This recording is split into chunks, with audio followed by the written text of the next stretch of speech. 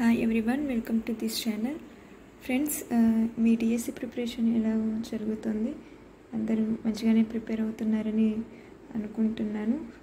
అయితే మన సబ్స్క్రైబర్స్ అందరికీ తెలియజేసేది ఏమంటే, మీ ప్రిపరేషన్ని మీరు చాలా చక్కగా కంప్లీట్ చేస్తూ ఉండండి. ఏ రోజు సిలబస్ ఆ రోజు క్లియర్గా చదువుతూ ఉండండి. ఎందుకంటే డిఎస్సి ఖచ్చితంగా ఇస్తారనమాట. ప్రతి 5 yearsకి ఒకసారి డిఎస్సి ఇవ్వాల్సిందే, టీచర్ రిక్రూట్మెంట్ జరగాల్సిందే. అయితే ఈ డిఎస్సి ఏంటంటే 5 years దాటిపోయింది, ఇంచుమించు 10 years వరకు అవుతుందన్నమాట. డిఎస్సి ఇవ్వలేదు. ఖచ్చితంగా ఈ ఇయర్ అయితే ఇచ్చే ఛాన్సెస్ అయితే ఉన్నాయి. అందరూ పాజిటివ్ మైండ్ సెట్తో ఉండండి, ఖచ్చితంగా ఇస్తారు. మీ ప్రిపరేషన్ని కంటిన్యూ చేయండి. ప్రతి టాపిక్ క్లియర్ కట్గా చదవండి. అన్ని టెక్స్ట్ బుక్స్లోనే ప్రిపేర్ అవ్వండి. ఆల్ ఓవర్గా టాపిక్ అని చెప్పి అట్లా కాదు, ప్రతిదీ కూడా టెక్స్ట్ బుక్ నుంచి ఇస్తారు. కాబట్టి డిఎస్సి అనేది ఖచ్చితంగా టెక్స్ట్ బుక్స్ చదవాల్సిందే 100%. కాబట్టి మీ టైం వేస్ట్ అవ్వకుండా, మీ ప్రిపరేషన్కి ఎటువంటి ఆటంకాలు లేకుండా ఈ ఛానల్లో మీకు టెక్స్ట్ బుక్స్ ఎక్స్ప్లెనేషన్ జరుగుతుంది. కనుక దయచేసి ఛానల్ సబ్స్క్రైబ్ చేయండి, మీ ఫ్రెండ్స్కి షేర్ చేయండి. అట్లాగే మీకు ఎక్స్ప్లెనేషన్ నచ్చితే మాత్రం లైక్ చేయండి. ఈ ఛానల్ని ఫాలో అవుతూ ఉండండి, ఎందుకంటే ఈ ఛానల్ మీకు క్లియర్గా ఎక్స్ప్లెయిన్ చేయడం జరుగుతుంది అనమాట. చక్కగా ప్రిపేర్ అవ్వండి, మంచి పాజిటివ్ మైండ్ సెట్తో ఉండండి, మనకి అంత మంచి జరుగుతుంది అనమాట. ఈ నాలెడ్జ్ మీకు ఎక్కడికి వెళ్ళినా కూడా ఉపయోగపడుతుంది అనమాట. నాలెడ్జ్ మనం గెయిన్ చేస్తే అది ఎప్పటికీ వేస్ట్ అవ్వదనమాట. సరే, గుర్తుపెట్టుకోండి. ఈ వీడియోలో మనం ఏం తెలుసుకోబోతున్నామంటే, 9th క్లాస్లో కణజాలాలు ఉంది కదా, టిష్యూస్. మనకి యానిమల్స్లో టిష్యూస్ ఉంటాయి, అట్లాగే ప్లాంట్స్లో కూడా టిష్యూస్ ఉంటాయి అన్నమాట. అయితే ప్లాంట్ టిష్యూస్ గురించి ఈ వీడియోలో ఎక్స్ప్లెయిన్ చేయడం జరుగుతుంది. కనుక ఎండ్ వరకు చూడండి. దయచేసి లైక్ చేయండి. మీకు ఎక్స్ప్లెనేషన్ నచ్చితే మాత్రం లైక్ చేయండి. ఫస్ట్ మనం క్లియర్గా చూద్దాం. అసలు టిష్యూస్ అంటే ఏంటి?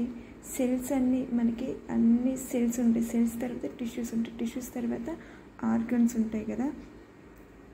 అట్లాగే ఈ టిష్యూస్ అనేవి ప్లాంట్లో ఉన్నాయి, మనకి యానిమల్స్లో కూడా ఉన్నాయి అన్నమాట. ప్లాంట్లో ఎన్ని రకాలు అంటే, జనరల్గా ప్లాంట్లో 2 types ఆఫ్ టిష్యూస్ ఉన్నాయన్నమాట. 2 types ఆఫ్ టిష్యూస్ అంటే 2 types ఆఫ్ కణజాలాలు ఉన్నాయన్నమాట. ఫస్ట్ది ఏంటిదంటే విభాజ్య కణజాలము, అట్లాగే రెండోది ఏంటిదంటే శాశ్వత కణజాలము. విభాజ్య కణజాలము, శాశ్వత కణజాలం అనేవి ఇవి ప్లాంట్స్లో ఉండే కణజాలాలు అన్నమాట. విభాజ్య కణజాలం అంటే ఏంటంటే, ఇవి మొక్క మనకి పెరుగుతూ ఉంటుంది కదా, ఇది పెరిగి పెద్దదైపోతూ ఉంటుంది కదా, ఇక్కడ ఉంటుంది అన్నమాట ఈ విభాజ్య కణజాలం అనేది. ఈ విభాజ్య కణజాలం ఒక చోటకి వెళ్ళి దాని విభజన శక్తిని కోల్పోతుంది అనమాట. ఆ కోల్పోయిన తర్వాత అక్కడ ఎట్లా మారిపోతుందంటే శాశ్వత కణజాలంలాగా మారిపోతుంది. ఆ శాశ్వత కణజాలము మరలా ఎట్లా మారుతుంది అంటే సరళ శాశ్వత కణజాలము, అట్లాగే సంక్లిష్ట శాశ్వత కణజాలము. సరళ శాశ్వత కణజాలము, సంక్లిష్ట శాశ్వత కణజాలంగా రెండింటికి ఉపయోగపడుతుంది. ప్లాంట్ టిష్యూస్లో 2 ఉన్నాయి, అవి విభాజ్య కణజాలము, శాశ్వత కణజాలము. విభాజ్య కణజాలం పెరుగుదల శక్తిని, విభజన శక్తిని కోల్పోయినప్పుడు అది శాశ్వత కణజాలంగా ఏర్పడుతుంది అనమాట. ఈ శాశ్వత కణజాలం మరలా 2 types: సరళ శాశ్వత కణజాలము, సంక్లిష్ట శాశ్వత కణజాలము. సరళ శాశ్వత కణజాలంలో ఏముంటాయంటే, సరళ శాశ్వత కణజాలంలో ఏముంటాయంటే మనకి మృదు కణజాలం, మనమందరం ఆల్రెడీ చదువుకుని ఉంటాం ఇవి. తర్వాత స్థూలకోణ కణజాలము, అట్లాగే 3rd one వచ్చేసి దృఢ కణజాలము. ఈ మృదు కణజాలాన్ని మనం క్లోరిన్ కైమా అంటాం. స్థూలకోణ కణజాలాన్ని కోలిన్ కైమా అంటాం. ఇది క్లోరిన్ కైమా, ఇది కోలిన్ కైమా. దృఢ కణజాలాన్ని స్క్లీరన్ కైమా అంటాం. స్క్లీరన్ కైమా అని పిలుస్తామన్నమాట. ఈ 3 నేమ్స్ ఇన్ ఇంగ్లీష్. నెక్స్ట్ సంక్లిష్ట కణజాలం ఏంటంటే జైలం అండ్ ఫ్లోయం. సంక్లిష్ట కణజాలం ఏంటంటే మనకి జైలం, ఫ్లోయం. జైలంని ఫ్లోయం అంటే దారువు పోషక కణజాలం. ఇవి 2 సంక్లిష్టమైనవి, సంక్లిష్ట శాశ్వత కణజాలం అన్నమాట. ఇవి మనకి టోటల్గా వచ్చి ప్లాంట్ టిష్యూస్. అయితే ఇవి ఏం చేస్తాయి, వాటి క్రియ ఏంటో మనం లైన్ టు లైన్ చూద్దాం రండి. ఫస్ట్ మనం చూద్దాం, ఫస్ట్ నుంచి 6th చాప్టర్లో ప్రతిదీ మనం యానిమల్ ప్లాంట్ టిష్యూస్ వరకు వీడియో డిస్కస్ చేద్దాం. జీవరాశులన్నీ కణాలతో నిర్మితమై ఉంటాయని ముందు అధ్యాయంలో నేర్చుకున్న విషయాన్ని గుర్తు తెచ్చుకుందాం. ఫస్ట్ చాప్టర్లో సెల్ ఆర్గనల్స్ గురించి ఉందన్నమాట. ఇది నెక్స్ట్ క్లాస్లో డిస్కస్ చేద్దాం. ఏకకణ జీవుల్లో ఒకే కణం అన్ని మౌలిక విధులను నిర్వహిస్తుంది, అంతే కదా. ఒక కణం ఏకకణ జీవుల్లో అన్ని పనులు అదే చూసుకుంటుంది. ఎగ్జాంపుల్ ఇక్కడ అమీబా ఇచ్చారు. అమీబాలో ఒక్క కణమే కదా అది, అదే చలనం చేస్తుంది, అదే ఆహారాన్ని సేకరిస్తుంది, వాయు మార్పిడి, అదే విసర్జన వంటి విధులను కూడా ఆ ఒక్క కణమే నిర్వహిస్తుంది అన్నమాట. కానీ బహుకణ జీవుల్లో మిలియన్ల సంఖ్యలో కణాలు ఉంటాయి. ఇందులో చాలా వరకు కణాలు నిర్దిష్టమైన విధులు నిర్వహించడానికి ప్రత్యేకించబడి ఉంటాయి అన్నమాట. ప్రతి ప్రత్యేకింపబడిన పనిని విభిన్న కణాల సమూహాలు నిర్వహిస్తాయి. ఈ కణాలు ఒక నిర్దిష్ట విధిని మాత్రమే నిర్వహిస్తాయి కనుక చాలా సమర్థవంతంగా పనిచేస్తాయి. అంటే ఏ పని ఆ టిష్యూస్కి, ఏ పని ఆ ఆర్గన్స్కి సంబంధించి స్పెసిఫిక్గా ఉంటాయి కాబట్టి అది ఎఫెక్టివ్గా పనిచేస్తాయి అన్నమాట. మానవుల్లో చలనానికి కారణమైన కండర కణాల సంకోచ సడలికలు, నాడీ కణాలు సమాచారాన్ని తీసుకువెళ్ళడం, రక్త ప్రవాహం ద్వారా ఆక్సిజన్, ఆహార పదార్థాలు, హార్మోన్లు మరియు వ్యర్థ పదార్థాల రవాణా మొదలైనవి జరుగుతున్నాయి. మొక్కలలో ప్రసరణ కణజాలాలు ఆహారం, నీటిని మొక్క యొక్క భాగం నుండి వేరొక భాగానికి రవాణా చేస్తాయి. కాబట్టి బహుకణ జీవులు శ్రమ విభజనను చూపిస్తాయి. ఏ జీవులు శ్రమ విభజన చూపిస్తాయి అంటే కనుక బహుకణ జీవులు. శరీరంలో ఒక ప్రత్యేకమైన విధిని నిర్వహించడానికి తరచూ కణాల సమూహాలుగా కలిసి పనిచేస్తాయి. అంటే శరీరంలో ఒక నిర్దిష్టమైన ప్రదేశంలో కణాల సమూహాలు ప్రత్యేకమైన పనిని నిర్వహిస్తాయి అన్నమాట. ఈ కణాల సముదాయాన్ని కణజాలం అంటారు. అత్యధిక సామర్థ్యంతో పనిచేయడానికి కణాల అమరిక ఏర్పాటు చేయబడింది. రక్తం, పోషక కణజాలం, కండరాలు అనేవి కణజాలానికి ఉదాహరణలు అన్నమాట. నెక్స్ట్, నిర్మాణంలో సారూప్యతని కలిగి ఒకే ప్రత్యేకమైన విధిని నిర్వహించడానికి ఏర్పాటైన కణాల సముదాయమే కణజాలం. కణజాలం డెఫినేషన్ ఏంటంటే నిర్మాణంలో సారూప్యతని కలిగి ఒక ప్రత్యేకమైన విధిని నిర్వర్తించడానికి ఏర్పాటైన కణాలు, వాటి యొక్క సముదాయాన్ని కణజాలం అంటారు. మొక్కలు, జంతువులు ఒకే రకమైన కణజాలాలతో నిర్మించబడ్డాయి అంటే నో. మొక్కల కణజాలాలు వేరు, జంతువుల కణజాలాలు వేరు. అవేంటో చూద్దాం. వాటి నిర్మాణం విధులను పోల్చి చూద్దాం. మొక్కలు, జంతువులు ఒకే నిర్మాణాన్ని కలిగి ఉంటాయా? అవి రెండు ఒకే విధిని నిర్వహిస్తాయా? రెండింటి మధ్య గుర్తించదగిన తేడాలు ఉన్నాయన్నమాట. రెండు వేరు కణాలతో నిర్మించబడి ఉన్నాయి. మొక్కలు చలించడం స్థిరంగా ఉంటాయి, అవి నిటారుగా ఉంటాయి కనుక ఎక్కువ మొత్తంలో సహాయక కణజాలంను కలిగి ఉంటాయి. మొక్కలు ఏ కణజాలాన్ని ఎక్కువ కలిగి ఉంటాయంటే సహాయక కణజాలాన్ని. సాధారణంగా ఈ సహాయక కణాలు నిర్జీవ కణాలను కలిగి ఉంటాయి. గుర్తుపెట్టుకోవాల్సిన పాయింట్ ఏంటంటే సహాయక కణాలు అనేవి ఎటువంటి కణాలను కలిగి ఉంటాయి? సజీవమైనవంటే కాదు. సహాయక కణాలు నిర్జీవ కణాలను కలిగి ఉంటాయి. జంతువులు ఆహారం, సహచరులు, ఆశ్రయం కొరకు సంచరిస్తాయి. మొక్కలతో పోల్చితే జంతువులు ఎక్కువ శక్తిని వినియోగిస్తాయి. ఇవి చాలా వరకు సజీవ కణాలను కలిగి ఉంటాయి. మొక్కలకు జంతువులకు మధ్య గల మరి ఒక భేదం పెరుగుదల విధానం. మొక్కలలో పెరుగుదల కొన్ని ప్రాంతాలకి పరిమితమైతే జంతువులు అలా కాదు. మొక్కలలో కొన్ని కణజాలాలు వాటి జీవితాంతం విభజన చెందుతాయి. ఈ కణజాలాలు కొన్ని భాగాలకు స్థిరీకరించబడి ఉంటాయి. విభజన చెందే సామర్థ్యం ఆధారంగా వివిధ వృక్ష కణజాలాలను పెరిగే లేదా విభాజ్య కణజాలం, శాశ్వత కణజాలంగా విభజించారు. జంతువులలో కణాల పెరుగుదల ఏకరీతిగా ఉంటుందన్నమాట. కనుక జంతువుల విభజన చెందే ప్రదేశాలు, విభజన చెందని ప్రదేశాలు అనే హద్దులు ఉండవు. అవయవ వ్యవస్థలోని నిర్మాణాత్మక వ్యవస్థ చాలా సంక్లిష్ట నిర్మాణం కలిగిన మొక్కల్లో కంటే సంక్లిష్ట నిర్మాణం కలిగిన జంతువుల్లో చాలా ప్రత్యేకమైనది, నిర్దిష్టమైనది. ఈ మౌలిక భేదాన్ని అనుసరించి ఈ రెండు సమూహాల జీవుల జీవన విధానాలపై, ప్రత్యేకించి ఆహార సేకరణ పద్ధతుల్లో ప్రభావం చూపిస్తుంది. వృక్షాలలో స్థానబద్ధత, జంతువుల్లో చలనాలు వంటి భిన్న అనుకూలనాలు కూడా కనిపిస్తాయి. ఈ భిన్నత అవయవ వ్యవస్థ నిర్మాణానికి కూడా సహకరిస్తుంది. మొక్కలు, జంతువులు సంక్లిష్ట శరీర నిర్మాణం సూచించిన విధంగా కణజాలాల భావన గురించి కొంత వివరంగా మాట్లాడుకుందాం. ఇక్కడ కొంచెం ఎక్స్ప్లెనేషన్ అయితే ఇచ్చారనమాట. ప్రశ్నలు ఏంటంటే కణజాలం అంటే ఏమిటి? బహుకణ జీవుల్లో కణజాలాల యొక్క ప్రయోజనం ఏమిటి? ఇక్కడ మనకి ఇచ్చారనమాట. వృక్ష కణజాలాలలో ఫస్ట్ వన్ ఏంటిదంటే విభాజ్య కణజాలం.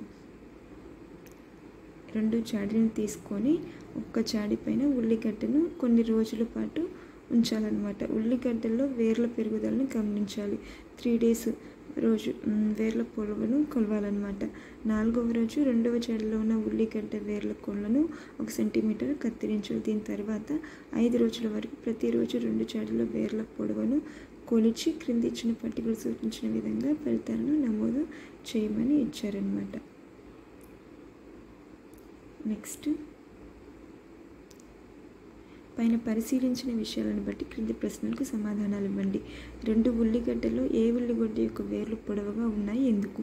వేర్ల కొనలను తీసేసిన తర్వాత కూడా వేర్లలో పెరుగుదల నిరంతరం జరిగిందా? 2వ చాడీ వేర్ల కొనలను తీసిన తర్వాత వేరు పెరుగుదల ఎందుకు ఆగిపోయింది? మొక్కల్లో పెరుగుదల కొన్ని ప్రత్యేకమైన ప్రాంతాల్లో మాత్రమే జరుగుతుంది, ఎందుకంటే ఆ ప్రాంతాల్లో విభాజ్య కణజాలం అనే విభజన చెందే కణజాలం ఉంటుంది. విభాజ్య కణజాలం ఉండే ప్రాంతాన్ని బట్టి అగ్ర విభాజ్య కణజాలం, మధ్యస్థ విభాజ్య కణజాలం, పార్శ్వ విభాజ్య కణజాలంగా విభజించారు. విభాజ్య కణజాలం నుంచి ఏర్పడిన కొత్త కణాలు మొదటి విభాజ్య కణజాలం వలె ఉంటాయి, కానీ అవి పెరిగి పరిపక్వత చెందే కొద్దీ వాటి లక్షణాలు నెమ్మదిగా మార్పు చెంది ఇతర కణజాలాలుగా మారి విభేదనం చెందుతాయి. ఇక్కడ మనకి పిక్చర్లో చూస్తే విభాజ్య కణజాలం 3 typesగా చెప్పారు కదా. అది అగ్ర విభాజ్య కణజాలం, మధ్యస్థ విభాజ్య కణజాలం, పార్శ్వ విభాజ్య కణజాలం. లేటరల్గా ఉన్న వాటిని పార్శ్వం అని, మిడిల్లో ఉన్న వాటిని మధ్యస్థమని, ఎపికల్లో ఉన్న టిప్లో ఉన్న వాటిని అగ్ర విభాజ్య కణజాలం అని అంటారు. అభివృద్ధి చెందే వేర్లు కాండంల అగ్ర భాగాలలో అగ్ర విభాజ్య కణజాలం ఉంటుంది. అది వేరు కాండం పొడవును వృద్ధి చేస్తుంది. పార్శ్వ విభాజ్య కణజాలము విభాజ్య కణావళి వేరు కాండం వ్యాసాన్ని పెంచుతుందన్నమాట. కొన్ని మొక్కల్లో కణుపులకు దగ్గరగా మధ్యస్థ విభాజ్య కణజాలం ఉంటుందన్నమాట. కణుపులకి దగ్గరగా ఉండేది ఏంటంటే మధ్యస్థ విభాజ్య కణజాలం. పార్శ్వ విభాజ్య కణజాలం ఏం చేస్తుందంటే వ్యాసం పెంచుతుంది, మొక్క యొక్క వ్యాసం పెంచుతుంది. విభాజ్య కణజాలంలో కణాలు చాలా చురుకుగా ఉంటాయి. అవి ఈ కణాలలో చిక్కని కణద్రవ్యం, సెల్యులోస్తో తయారైన పలుచని కణకవచాలు, స్పష్టమైన కేంద్రకాలను కలిగి ఉంటాయి. కణద్రవ్యము, సెల్యులోస్తో తయారైన పలుచని కణకవచాలు స్పష్టమైన కేంద్రకాలను కలిగి ఉంటాయి. రిక్తికలు ఉండవు.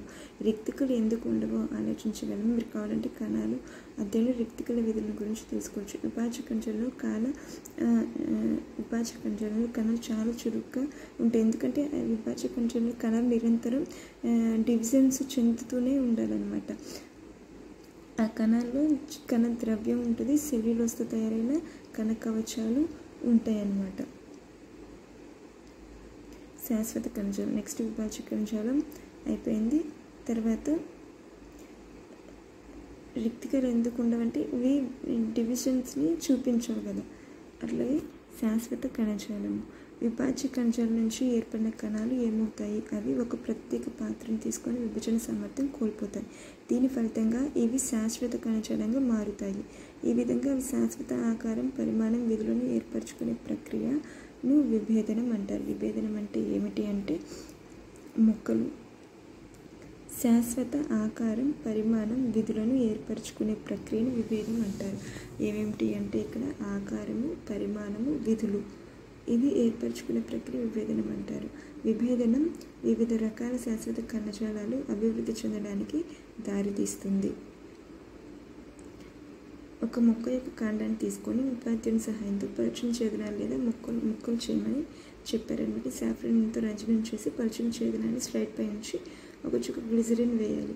కవర్ స్లిప్ వేసి సూక్ష్మదర్శిని కింద పరిశీలించాలి. రకరకాల కణాలు వాటి అమరికను గమనించాలి.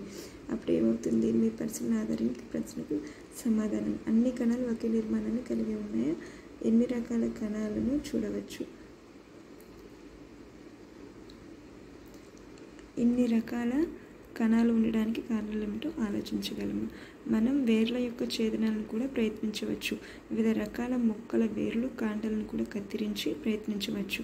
నెక్స్ట్ శాశ్వత కణజాలంలో 2 types ఉన్నాయి కదా, సరళ శాశ్వత కణజాలము, సంక్లిష్ట శాశ్వత కణజాలం. ఇప్పుడు మనం సరళ శాశ్వత కణజాలం గురించి చూద్దాం.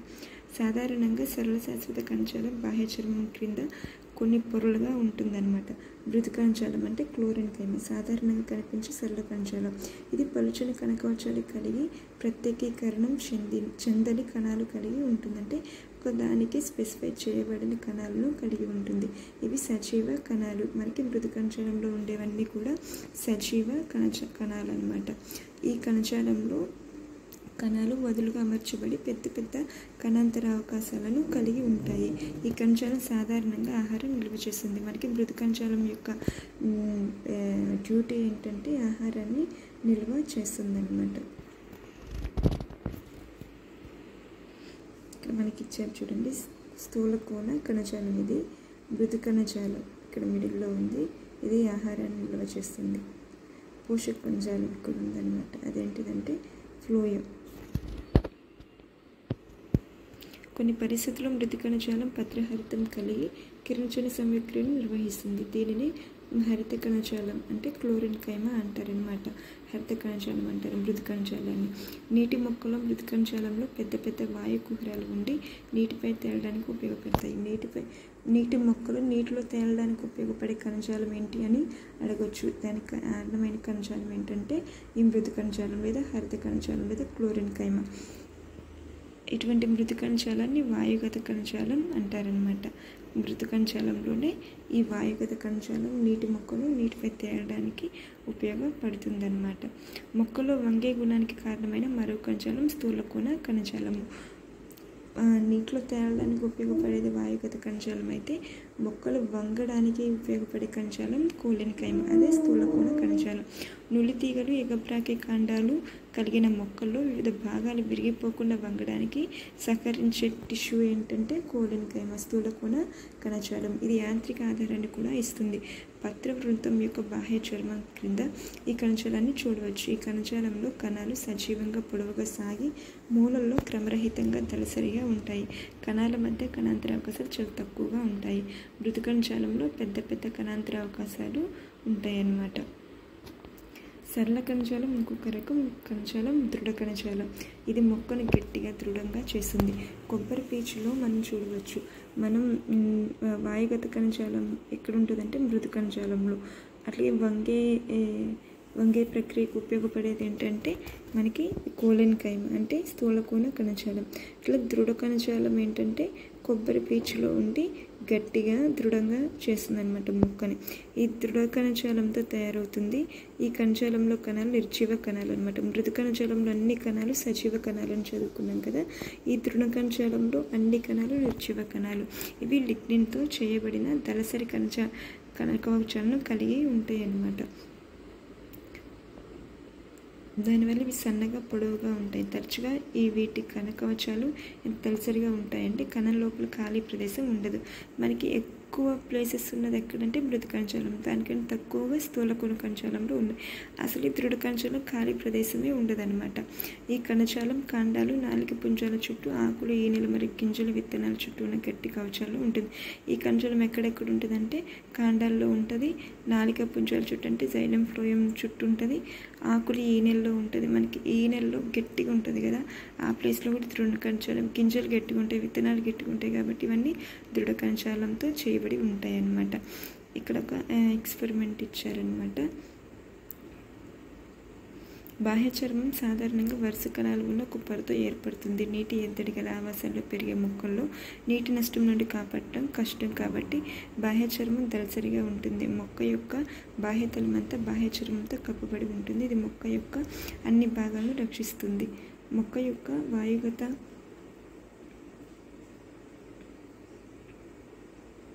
భాగాల్లో బాహ్య చర్మ కణాలు తరచుగా మైనం వంటి నీటిని నిరోధించే పొరను బాహ్యంగా ఉపరితలంపై స్రవిస్తాయి. ఇది మొక్కలకు నీటి నష్టం నుండి రక్షణగా, యాంత్రికంగా జరిగే గాయాలు, పరాన్నజీవి శిలీంధ్రాల దాడి నుంచి రక్షణలో సహాయపడుతుంది అన్నమాట. బాహ్య చర్మ కణాలు మొక్క యొక్క భాగాలు రక్షించాలి కనుక కణాంతర అవకాశాలు లేకుండా ఉంటాయి అన్నమాట. చాలా వరకు బాహ్య చర్మ కణాలు బల్లపరుపుగా ఉంటాయి. తరచుగా అంతరికంగా ఉంటే కవచం ఉంటే బాహ్య మరియు పక్క కవచం తలసరిగా ఉంటుంది. పత్ర బాహ్య చర్మంలో అక్కడక్కడ చిన్న రంధ్రాలను మనం గమనించవచ్చు. ఈ రంధ్రాలను పత్ర రంధ్రాలు అంటారు. పత్ర రంధ్రాలను ఆవరించి రెండు మూత్రపిండాకారంలో రక్షణ కణాలు ఉంటాయి. వాతావరణంలో వాయువుల మార్పిడికి అవసరం అవుతాయి అన్నమాట. బాష్పస్దేహం కూడా పత్ర రంధ్రాల ద్వారానే జరుగుతుందన్నమాట. ఇదంతా మనకి ప్లాంట్ టిష్యూస్ గురించి ఈ వీడియో కనుక మీకు ఇన్ఫర్మేటివ్ అనిపిస్తే దయచేసి లైక్ చేయండి, మీ ఫ్రెండ్స్ ఎవరైనా షేర్ చేయండి, సబ్స్క్రైబ్ చేసుకోండి. ఇలాంటి మరీ ఇన్ఫర్మేటివ్ వీడియోస్ ఫర్ డిఎస్సి కోసం ఈ ఛానల్ మీకు సపోర్ట్ చేస్తుంది. Thank you for watching.